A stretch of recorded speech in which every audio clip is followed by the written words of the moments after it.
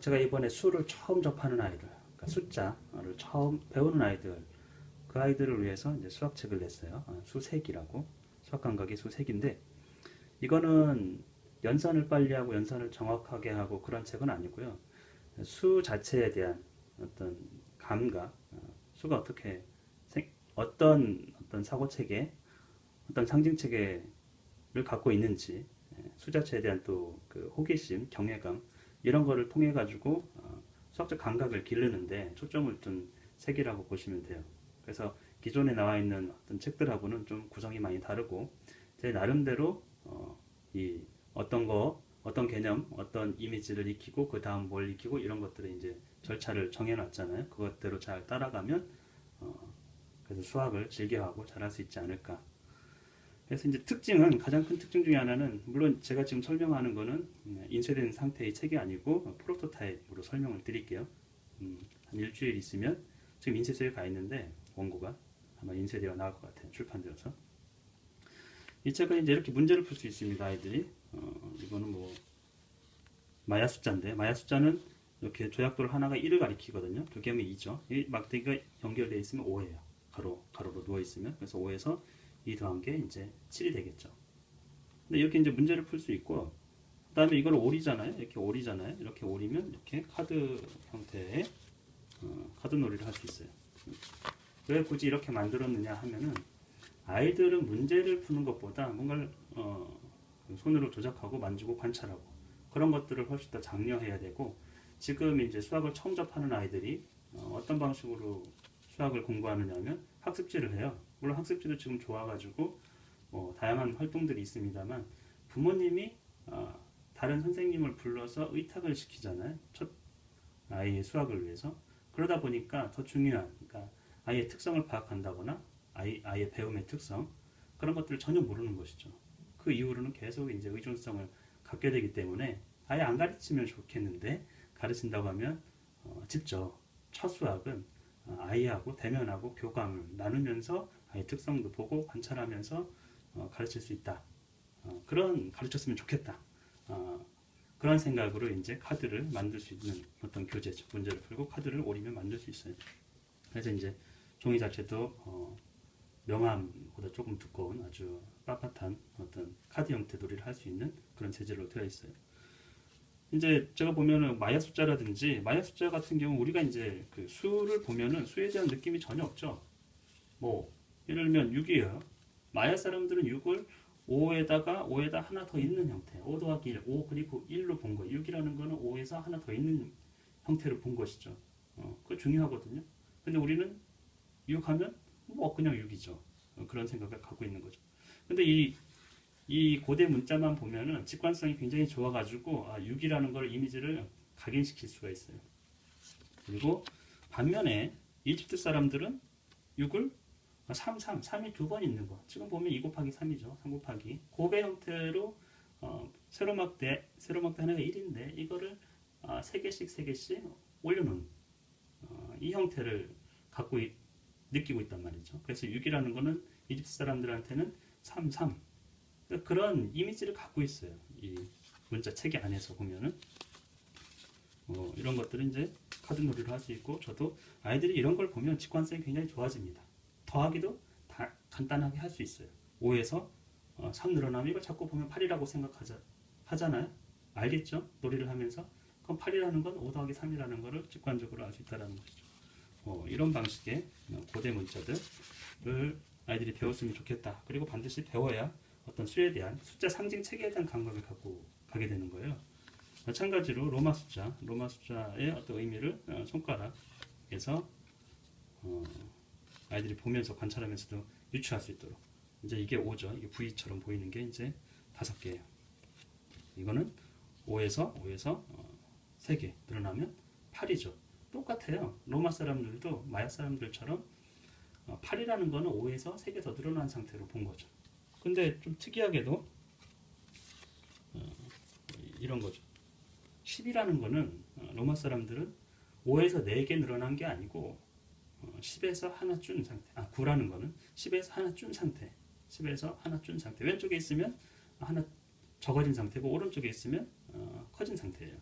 그러니까 9라는 거는 10에서 하나 적어진 상태, 10 빼기 1 상태로 9라는 거를 인식했다 이렇게 보시면 되겠죠. 이런 식으로 이런 문자 체계를 통해 가지고 수에 대한 어떤 감각 그리고 자연스럽게 그걸 봄으로써 덧셈에 대한 느낌들을 알 수 있다라는 것이죠. 지금 우리는 안 가르치죠. 제대로 배워야 된다라는 것이고요.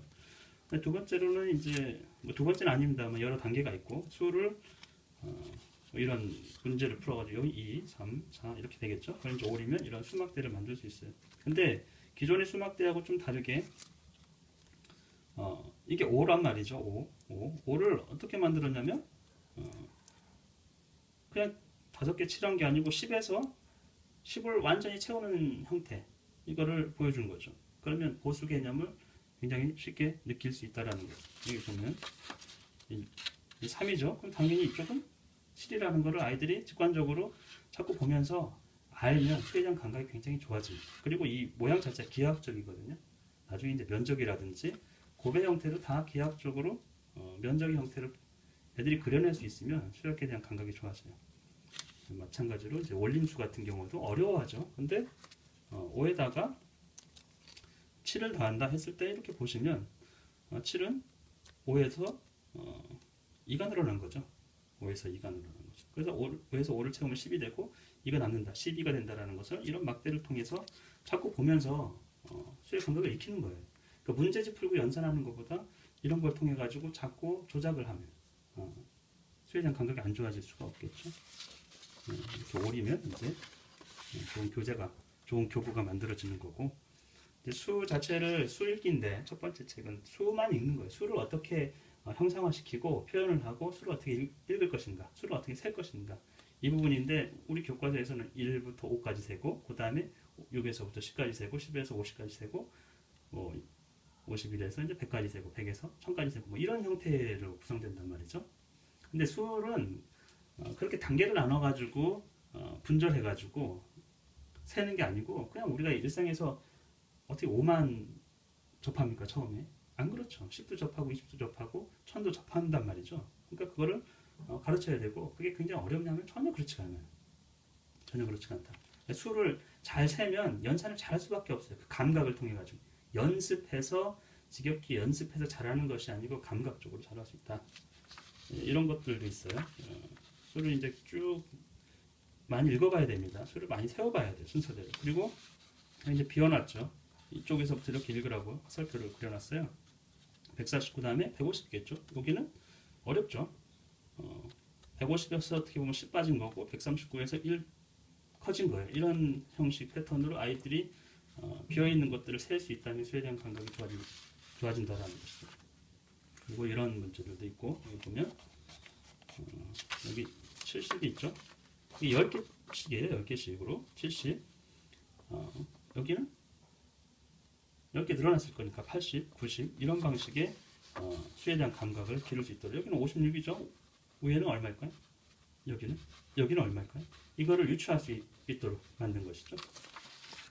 이런 방식으로도 이제 수에 대한 감각을 길어줄 수 있도록 해주는 것이고 이거는 좀 큰 수는 돈을 많이 세워보면 됩니다.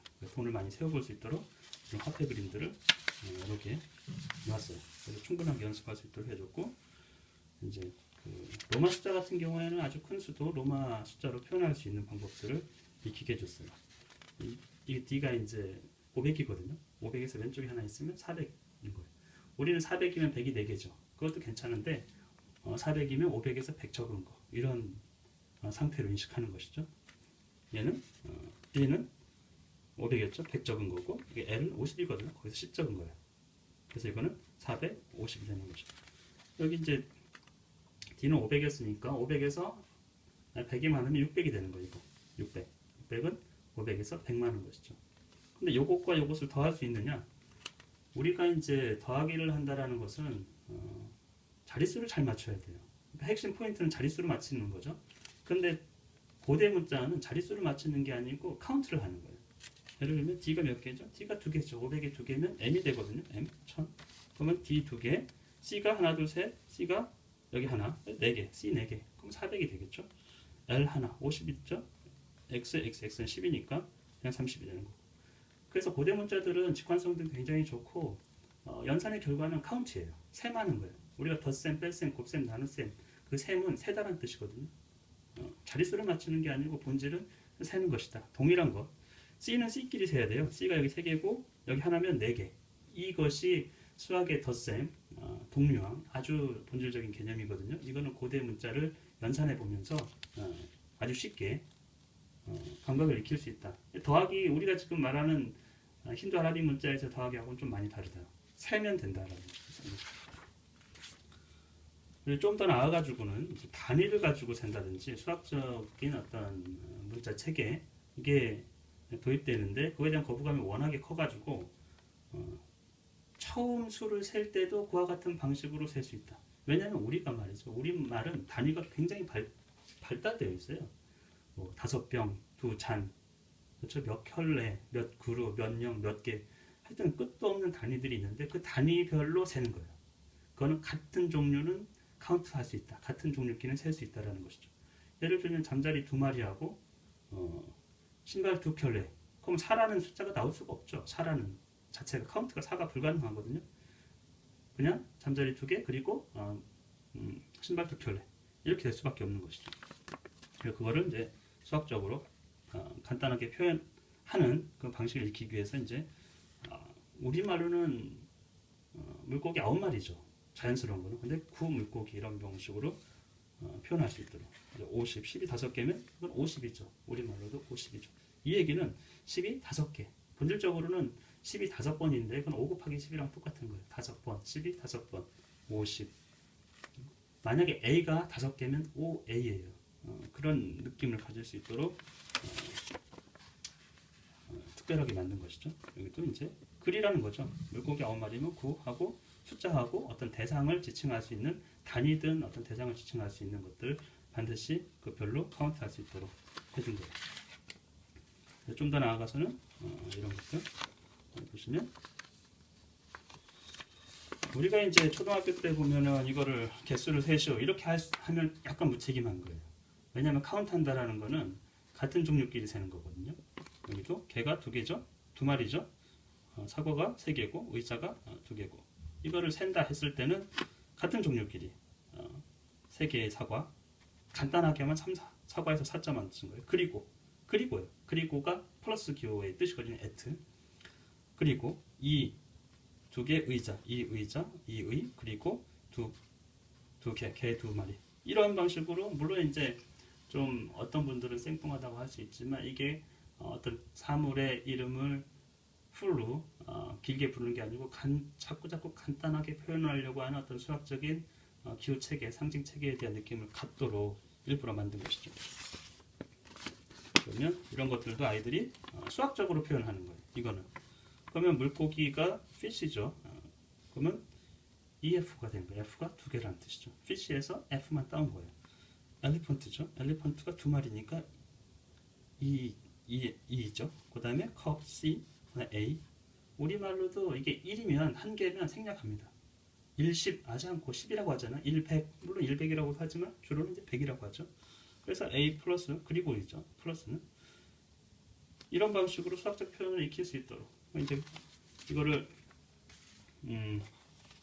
올리면 이런 카드가 되는 거죠. 이런 카드. 이걸 아이들한테 이걸 수학적으로 표현해봐. 처음에는 뭐 우리말로 물고기죠. 이물 그리고 코끼리죠. 이코 그리고 컵 그리고 사 이렇게 표현할 수 있고 그거를 영어로 수학적인 표현이죠. 수식이죠. 어떻게 보면은 이렇게 표현해보라. 그리고를 반드시 플러스 기호로 인식할 수 있도록 해주고 그러면 이것을 정리할 수도 있겠죠.